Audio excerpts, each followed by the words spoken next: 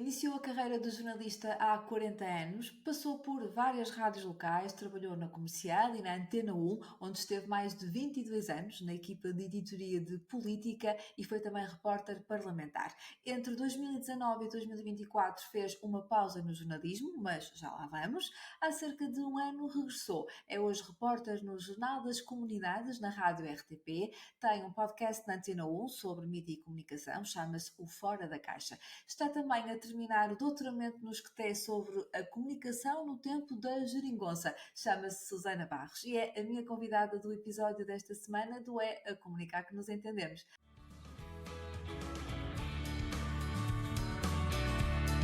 Olá, viva, seja bem-vinda e bem-vindo ao É a Comunicar que nos entendemos. Eu sou a Marta Araújo e este é o meu podcast, um podcast de comunicação e de relações públicas, onde falamos sobre jornalismo, influenciadores digitais, eventos e da gestão de crise para a reputação e notoriedade de pessoas, marcas e empresas. Vamos a isso?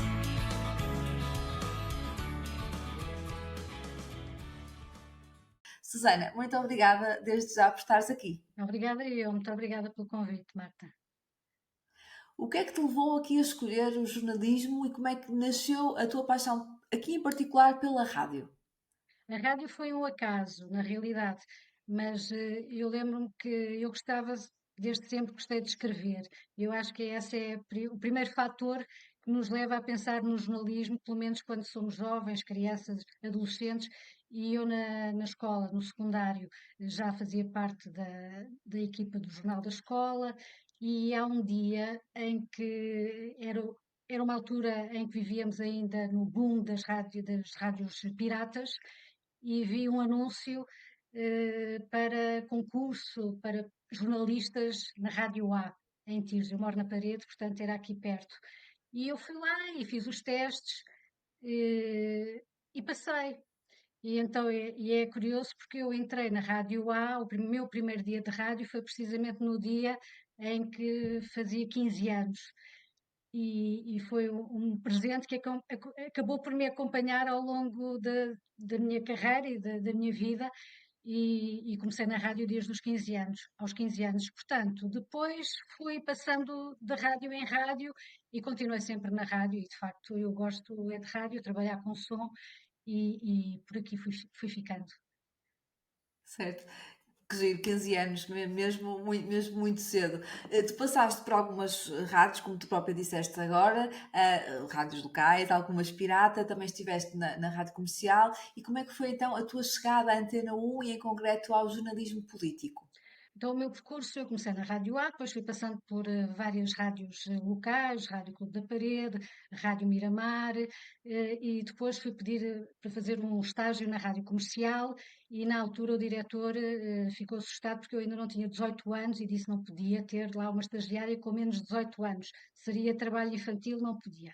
E então, quando eu fiz 18 anos, fui fazer esse estágio na Rádio Comercial, e estava aí quando me convidaram, um colega meu convidou-me para ir para a Rádio Gesta, e já mais profissionalizada, e estive algum tempo na Rádio Gesto, quando a Rádio Comercial abriu lugares para jornalistas, estagiários, a sério, e falaram comigo, e eu entro em 1990 para a Rádio Comercial, e aí fiquei até 95, talvez, 95 ou 96. Na rádio comercial faziam tudo, um pouco tudo, até que a partir de 95, e é que está, depois das legislativas 95, houve abertura para os novos jornalistas começarem a fazer política. E eu, a primeira campanha que faço, comecei a acompanhar os partidos, e a primeira campanha eleitoral que faço é a campanha presidencial de Jorge Sampaio, ali entre o final de 95 e o início de 96, a altura em que são as eleições.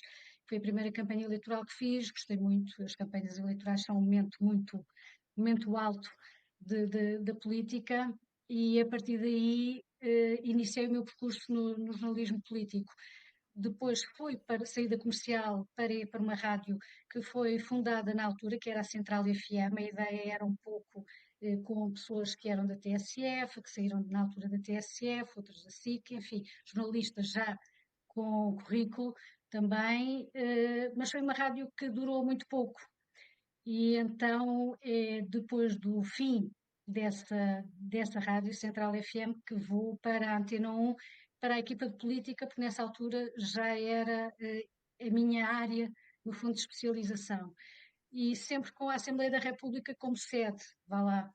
O Parlamento é a sede do jornalismo político para quem anda no batente, vá lá, quem anda em reportagem, trabalha aí, é o centro do trabalho. E na Antena 1, desde 1997, fui sempre estando na editoria de política, no Parlamento, fora aqueles momentos em que ou não havia equipa de política, mas foi até 2019, como disseste na introdução, foi sempre o centro da minha atividade jornalística, de facto, a política.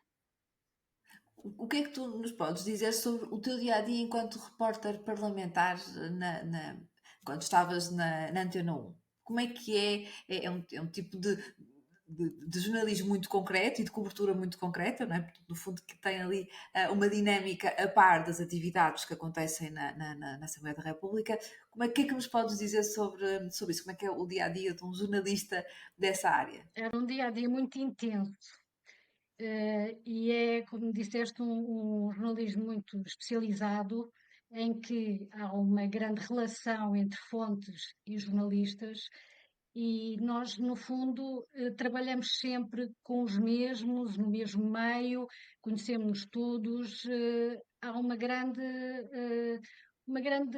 proximidade e, ao mesmo tempo, temos que exercer as várias ferramentas e vários tipos de treino que o jornalismo nos dá, porque temos que ter algum cuidado para checar e confirmar as informações que vamos tendo, temos que acompanhar com rigor, isso é em todo o jornalismo, mas no jornalismo político é preciso também ter o sentido de alerta muito apurado para não deixarmos que nos manipulem, não é? E também para perceber exatamente até que ponto a jogada política ou o discurso político quer chegar.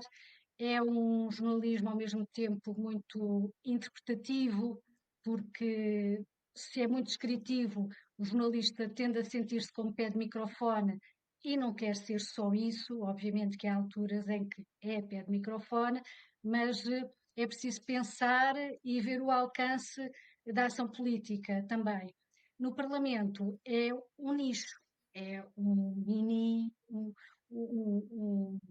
o centro da política e precisamente o relacionamento das fontes é talvez o maior desafio que o jornalismo político nos dá. Sendo que hoje em dia eu ainda trabalhei numa altura em que, por exemplo, eh, o Chega não estava no Parlamento, portanto, e as coisas mudaram, sei que mudaram muito desde aí.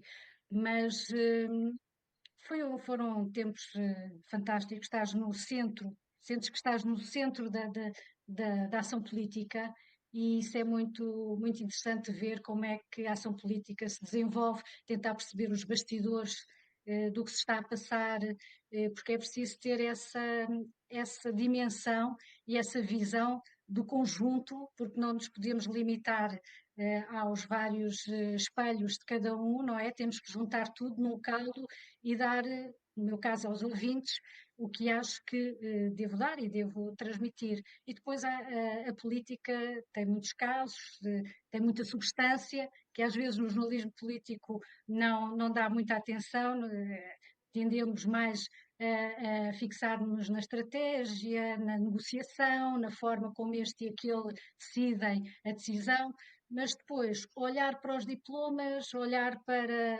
as decisões, a substância das coisas e que se calhar dizem mais às pessoas lá fora, isso não é tão explorado pelo jornalismo político e eu reconheço que também acontecia na maior parte das vezes comigo, mas talvez também porque o que estamos sempre mais alerta é como é que ele conseguiu negociar com aquele, como é que eles conseguiram fazer aprovar aquela decisão, aquele que está contra, porque é que está contra, como é que conseguiram coligar-se para.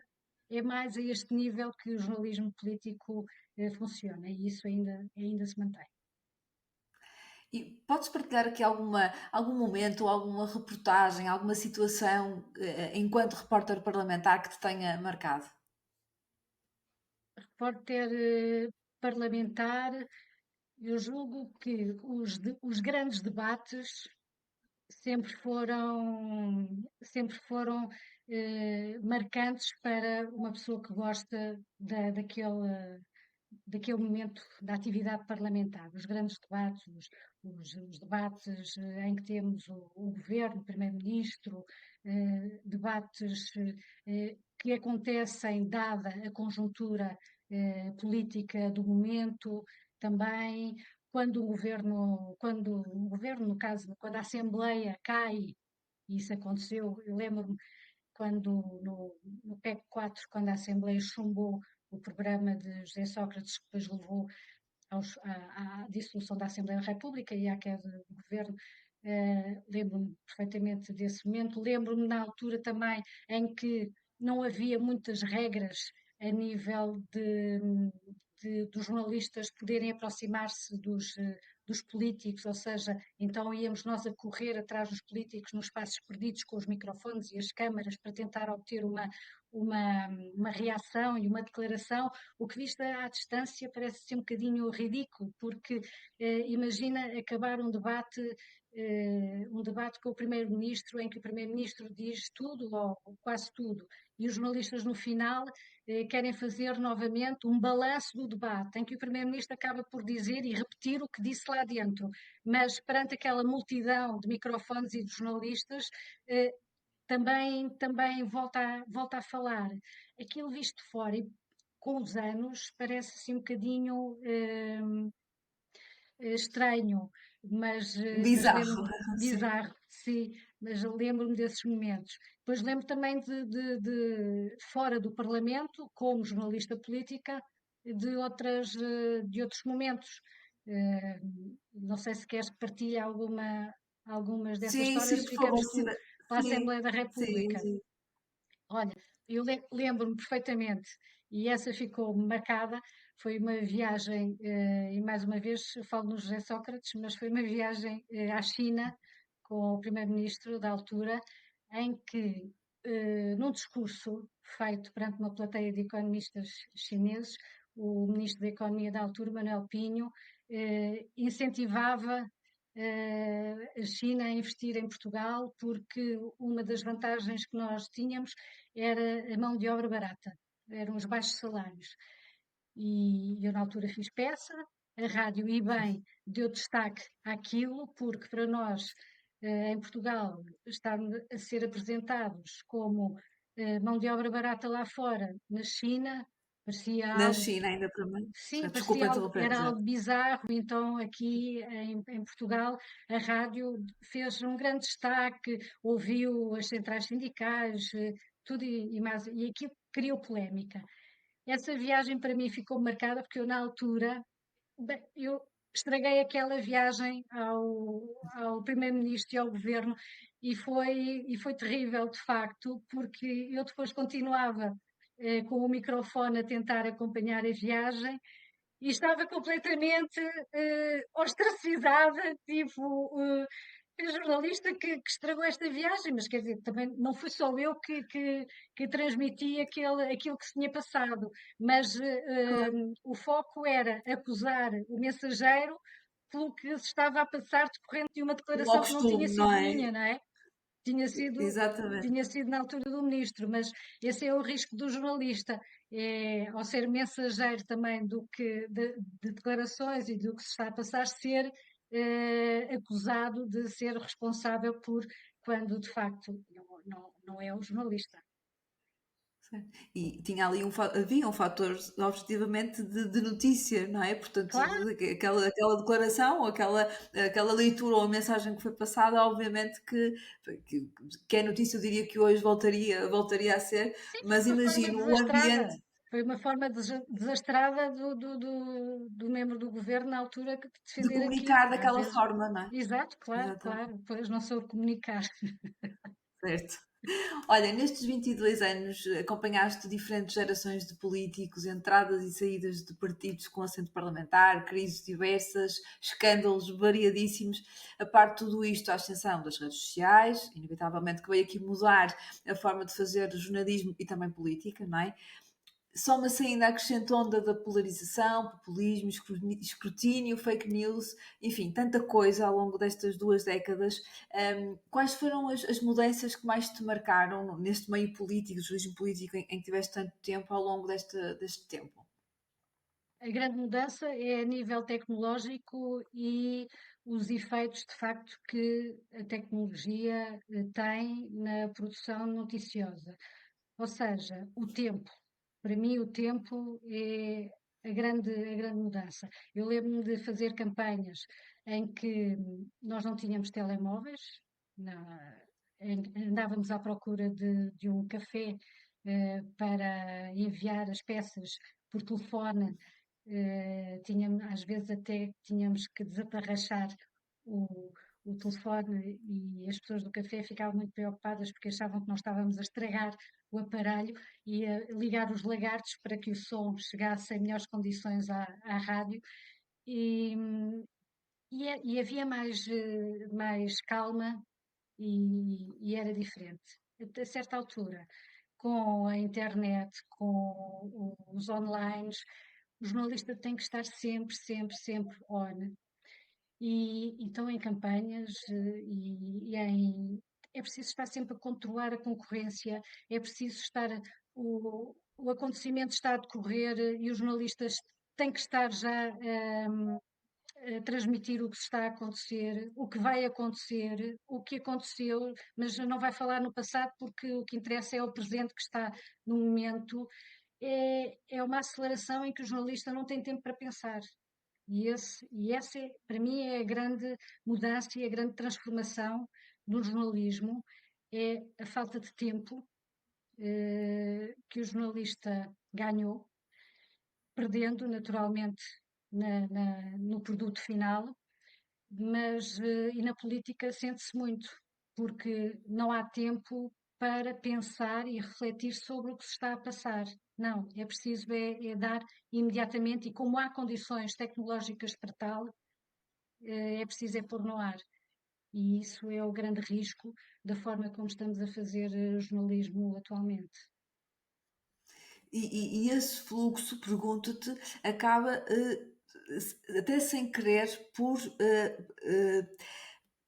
ajudar às questões da polarização, ou seja, depois da instrumentalização que é feita dessa mesma informação, que até tem origem jornalística, mas que depois é aproveitada noutros contextos, como nós sabemos, ou seja, é aqui uma espécie também de ciclo vicioso, ou não, na tua perspectiva? Sim, sim, isto é de facto um ciclo vicioso em que nos alimentamos também uns aos outros, porque os canais de televisão 24 horas, os canais de informação 24 horas, precisam de encher e, portanto, não há reflexão sobre os diretos. O que interessa é preencher aqueles momentos de vazio televisivo e sem questionar o interesse da informação que estamos a pôr no ar. Obviamente, quem está a falar e quem quer falar sabe também que ferramentas é que tem à sua disposição e sabe que o jornalista está sempre disponível para algo que consiga pôr em antena. E, portanto, isto é muito difícil hoje em dia também combater esta lógica, porque depois, como há uma concorrência muito grande entre os canais, entre os órgãos de comunicação social, é muito difícil pôr cobro a isto, porque a questão é, se aquele está a dar, eu também tenho que dar. Apesar de, ou eventualmente, eu posso achar que não vale a pena aquele tema não tem interesse nenhum para o meu público, mas se o outro está a dar, eu também tenho que dar. E isto é muito perigoso. E entramos aqui, insuflamos a realidade sem, sem qualquer controlo a nível editorial. E é isso que está a falhar relativamente ao papel do jornalista. O jornalista, de facto, aí torna-se um mero pé de microfone, perde-se todo o critério editorial sobre a notícia, porque tornamos, no fundo, uma rede social sem filtro, sem mediação e estamos a tornar-nos iguais aos outros. O que é que. Sim, sem uma espécie de curadoria, no melhor dos sentidos, do ponto de vista editorial, portanto, de decidir aquilo que realmente é relevante e que vai acrescentar Sim, valor, sim. porque depois a tudo isto, não sei se estás de acordo, mas a tudo isto acresce também a velocidade a quem vai consumir a informação, que é as pessoas depois também não têm tempo, ou seja, nós já estamos a produzir e a apresentar os conteúdos dessa maneira que tu estavas a descrever, mas depois quem consome e quem vê ou quem ouve a informação também vê em pequenos trechos, de uma forma muito rápida, depois só lê os oráculos, ou seja, estamos a transmitir muitíssimo rápido, provavelmente não com muito valor, e quem nos está a ouvir ainda é de um modo mais fragmentado ainda, ou seja, porque as pessoas depois vão tirando conclusões daquilo que estão a ver, que já não é um conteúdo muito interessante, mas depois que só estão a ouvir um bocadinho, ou só a ler os oráculos, ou só a ler os títulos, porque depois não veem ou não consomem a informação na totalidade. É o tal ciclo vicioso desde quem lança a informação até quem a consome e depois quem a propaga. E desinteressam-se também. E desinteressam-se Sim, porque quem vive a política como os jornalistas e os políticos é a bolha, é esta a bolha bolha. que produz e que noticia esta informação, porque de facto os cidadãos não passam o dia todo a ver televisão e a ler jornais e a consultar os online. Não, nós sim. Nós, jornalistas, políticos, assessores, pessoas que trabalham no ecossistema político, Uhum. fazem isso. Agora, o cidadão normal não faz isso. E eu sei, E fica apenas com um certo de uma interpretação exato. qualquer E que depois não fez. sabemos, sim, não sabemos que cheiro vai Quando teve ouvir. tempo de. Exatamente, É exatamente, isso. sim. Fica este tal caldo muito complexo do ponto de vista da sociedade e do todo, saindo das bolhas, e realmente é um desafio sem precedentes, eu diria, ou talvez porque estamos a vivê-lo agora, não é? Sentimos estas dores aqui em todas as direções. Susana, tu entre 2019 e 2024 fizeste uma pausa no jornalismo, assumiste funções de assessoria de imprensa no governo, primeiro do secretário de Estado dos Assuntos Parlamentares e depois do primeiro-ministro. Como é que foi estar do outro lado? É aqui a pergunta obrigatória. Olha, foi uma experiência muito interessante, confesso. Era algo que nunca pensei, enquanto jornalista, até 2019, que iria acabar por desempenhar, mas foi muito interessante ver como é que funciona o outro lado. E assistir, ou melhor, assistir não, que eu não assisti apenas, não é? Mas trabalhar com jornalistas como fonte de informação e ver também como o jornalismo se desenvolve e a partir da informação do nosso lado é muito interessante. E é bom estar no centro do furacão, vá lá, para perceber como é que as coisas de facto funcionam, porque a realidade é muito complexa para termos decisões deterministas simples, mas ao mesmo tempo, às vezes, isto pode parecer um paradoxo, mas às vezes é muito mais simples do que os jornalistas pensam que é. E eu lembro que antes de 2019 achava que por trás de tudo havia sempre era uma espécie de house of cards da realidade. Uhum. Mas às vezes não é. Às vezes coisas muito simples, como o sol tem que se gravar de uma certa maneira porque o sol está do outro lado, eh, ajuda a explicar muitas situações que o jornalista tende a ver de uma maneira muito complexa e muito complicada. E hoje em dia, como os jornalistas, voltamos ao jornalismo interpretativo e aos comentadores, os jornalistas hoje em dia são muito Uhum. comentadores e interpretam muito publicamente as situações. Foi muito interessante ver desse prisma. Boa. Tu, entretanto, estás a terminar, como eu referi na introdução, o doutoramento no SCTE sobre a comunicação no tempo da geringonça, que tu conheceste particularmente bem. Há já algumas conclusões que possas partilhar connosco? Sim, a minha ideia é o doutoramento em Ciências da Comunicação, portanto, é a partir da produção noticiosa que eu tento explorar o jornalismo político, porque esta também sempre foi uma área que me interessou, não é? Perceber as condições de noticiabilidade, vá lá, é o jargão técnico, sobre, no caso, o jornalismo político. E então, eu, nos trabalhos que tenho feito, tenho analisado os jornais da altura, 2015, para ver, primeiro, como é que a comunicação social viu e noticiou a formação da geringonça. Esse foi um trabalho que eu já publiquei e que foi muito interessante, porque de facto o jornalismo na altura reproduzia a percepção assustada de vem aí uma geringonça, vem aí um governo de esquerda, vai dar cabo de tudo isto, tínhamos acabado de sair da, da, da, do plano da austeridade, da troika, isto o próprio jornalismo se mostrava assustado com a hipótese de um governo de esquerda, o que é muito interessante, porque normalmente o jornalismo gosta de novidades e de notícias frescas e novidades, mas pelo visto esta novidade era uma situação que nós nunca tínhamos vivido em Portugal, um governo, ou melhor, um partido que tinha perdido as eleições, conseguir uma maioria que lhe permitisse governar o país. Portanto, havia aqui duas novidades, mas que o jornalismo não achou graça nenhuma e o primeiro trabalho tem a ver com isso e com essa leitura. Por outro lado, agora também estou a ultimar um trabalho sobre a forma como a campanha eleitoral, se os partidos da esquerda, durante a campanha eleitoral que antecedeu as eleições de 2015, já davam a entender que isso poderia acontecer. Pronto, os resultados não vou dizer já, fica para quando for Ok. publicado. E ao mesmo tempo, estou a analisar também no fundo, a primeira geringonça que houve em Portugal, que foi no campo autárquico para a Câmara Municipal de Lisboa, em 1989, com a candidatura de Jorge Sampaio, e em que havia uma coligação por Lisboa, PS-PCP.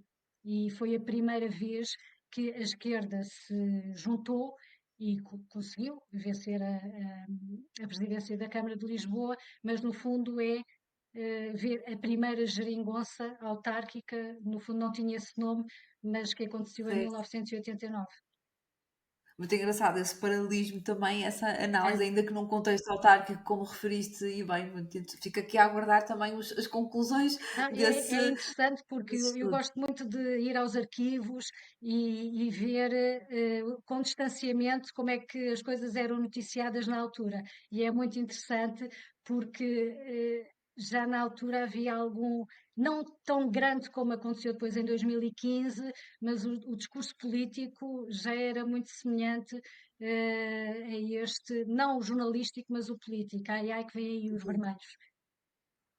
Ótimo. Bem, vou estar, depois quando houver novidades, por favor, let Aviso. me know, para, para também, tenho interesse também pessoal e profissional em acompanhar e ver essas tuas conclusões. Entretanto, tu já regressaste ao jornalismo há cerca de um ano, na Rádio RTP, no Jornal das Comunidades. Como é que está a ser esta experiência, que é bastante diferente, digo eu, daquilo que fazias anteriormente? Sim, sim. Não tem nada a ver com jornalismo político, no sentido de. O Jornal das Comunidades, só para dizer, é um diário, de segunda a sexta, 10 minutos, vai para o ar na RDP Internacional, mas tem um destaque na Antena 1, portanto, dizemos aos ouvintes da Antena 1 também a headline, vá lá, que está em destaque nesse dia, e permite dar conta da informação da diáspora que transmitimos. E é muito interessante porque nós aqui dentro não ligamos muito ou ligamos conjunturalmente aos portugueses que residem no estrangeiro. Ou seja, quando temos notícias fantásticas de cientistas que conseguem bolsas extraordinárias, descobertas maravilhosas, eh, são sempre, mas são muito poucos, ou então depois, em contexto político, quando também o voto dos imigrantes também contam. Mas, de facto, há histórias todos os dias, há informação que interessa transmitir dessas pessoas que vivem lá fora e que ligam tanto a Portugal, porque de facto eu acho que é preciso sair daqui para se ter uma percepção do nosso país diferente daquela que nós aqui todos os dias vivemos. E deixa-me dizer que é uma coisa muito interessante, porque hoje em dia é muito fácil entrar em contacto com os imigrantes porque as redes sociais, portanto, não são só um papão, é muito fácil. Eu vejo uma notícia, quero falar com aquela pessoa e procuro-a nas redes sociais, se for mais jovem, no LinkedIn, se for mais velha, no Facebook, mas for- eu conto pelos dedos das mãos, pá, aí um ou dois que não me responderam nos contactos que fiz. Estão sempre disponíveis para falar, para contar, falar do seu percurso e é muito interessante. E há histórias fantásticas, de facto. E eu estou a gostar bastante e eu, em 2018, isto também foi, eu que quis fazer parte desta equipa do Jornal das Comunidades. Eu, em 2018 ou 2017, já não me lembro bem o ano, as comemorações do 10 de junho foram em Boston, nos Estados Unidos, e eu fui para a Antena 1 para São Francisco, porque a seguir a essas comemorações, o primeiro-ministro da altura ia fazer uma semana de visita à Califórnia, São Francisco. E eu fui, antes do 10 de junho, uma semana para São Francisco e fazia reportagem diariamente com histórias de portugueses em São Francisco. E conheci um cientista, o Leonardo Ferreira, que hoje em dia tem um laboratório com o seu nome, é de Coimbra, e que está lá e falou comigo na altura um português que tinha um restaurante e que também levou Portugal à mesa dos californianos. Histórias, eu todos os dias consegui pôr no ar uma história de portugueses em São Francisco. E foi Trouxeste esse fantástico. bichinho daí, não foi? Trouxeste esse bichinho, desculpa a expressão, ficou-te aí e hoje estás a concretizar esse, Sim, no sim, fundo, sim, esse sim, gosto. sim. E eu agora falei no Leonardo Ferreira porque isso já foi há alguns anos e recentemente ele contactou-me e porque precisamente tem agora o laboratório com o seu nome e está um upgrade e a nível de desenvolvimento científico são estes cérebros que nós temos lá fora e que temos que divulgar cá dentro.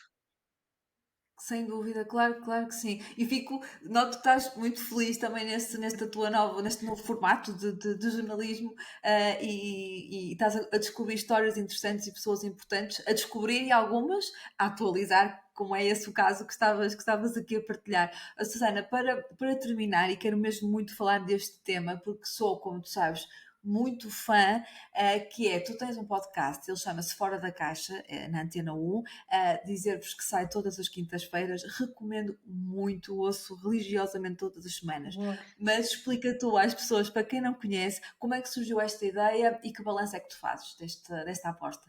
No fundo, isto mistura um pouco o meu percurso académico de uma pessoa a minha formação é Sociologia e eu sempre tentei ver o jornalismo também com os óculos da Sociologia, no sentido do distanciamento e na tentativa de explicar e perceber as condições de produção do jornalismo. O que faz o Fora da Caixa é juntar os protagonistas deste ecossistema mediático, não é? Que junta, não é só com jornalistas, são jornalistas, assessores de imprensa, pessoas, académicos, publicitários, já levei tudo um pouco, investigadores, cientistas, pessoas que pensam e que lidam diariamente com este meio de comunicação. Como é que os influencers estão a substituir os jornalistas? Estão a substituir? Não estão? já discutimos isso. Como é que a inteligência artificial está a ocupar o lugar nas redações? Também já falámos sobre isso. Jornalismo político também, naturalmente. Desinformação, algoritmos, enfim, há tanta coisa para discutir a nível de comunicação, não só de jornalismo, mas de comunicação, e com tempo, eu tento, como tu, neste podcast, não ultrapassar uns X minutos, porque senão tendemos, as pessoas cansam-se e não querem ouvir mais, e então tento não ultrapassar ali os 45 minutos, às vezes alguns já tiveram mais tempo, mas o que é facto é que há tempo no podcast, coisa que em antena normalmente não há, pelo menos para quem está habituada a noticiários e a pequenos espaços de informação em antena. Sim, e sobretudo em rádio, não é? Que por vezes só temos 30 segundos. Estou a exagerar, Isso. obviamente, mas que o tempo é escasso e aqui o podcast. Fica aqui o convite de quem não conhece, ouça e pesquise Fora da Caixa. Vale muito a pena, sobretudo quem é desta área. Susana, Caixa com agradecer-te uma vez CH. mais. Caixa, que é um termo jornalístico que nós, enfim, que na área usamos, exatamente. Fora Exato. da caixa, exatamente. Susana, muito obrigada mais uma vez por teres vindo aqui contar a tua história, o teu percurso e continuação de bom trabalho. Até breve. Muito obrigada, Marta, e também sucesso aqui para o Assim a Comunicar, nos entendemos. Muito obrigada.